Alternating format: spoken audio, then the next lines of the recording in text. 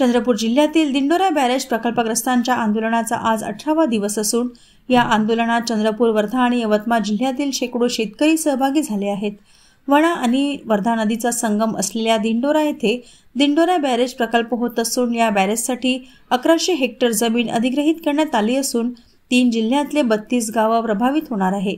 यासाठी 1997 मध्ये जमीन अधिग्रहित करण्यात आली असली तरी प्रकल्पग्रस्तांची 2013च्या भूमी अधिग्रहण कायद्यानुसार मोबदला देण्याची मागणी आहे।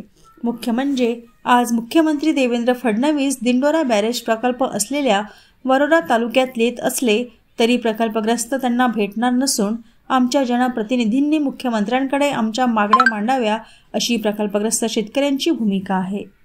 जो आहे हा धरण बांधकाम सुरू करण्याचा महिना आहे, कारण ऑक्टोबर डिसेंबर पर्यंत नदीला पाणी येते, त्याच्यामुळे काम सुरू करता येत नाही आणि म्हणून मग या महिन्यामध्ये धरणाचं काम सुरू झालं तर आम्ही ते बंद पाडलं आणि तेव्हापासून आम्ही या ठिकाणी चुला जलावर ठिय्या आंदोलन करत आहोत। आमचं म्हणणं एवढंच आहे की 240 कोटी रुपयाचा पॅकेज जो सरकारने तयार केलेला आहे तो मंजूर करावा, यासाठी आमचं हे चुला जलावर ठिय्या आंदोलन सुरू आहे।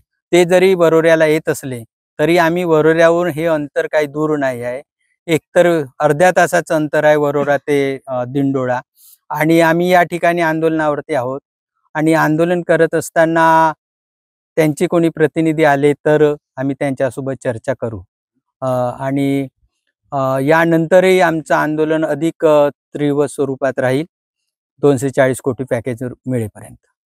पण प्रकल्पग्रस्त जाऊन त्यांना भेटणार आहेत का उद्या?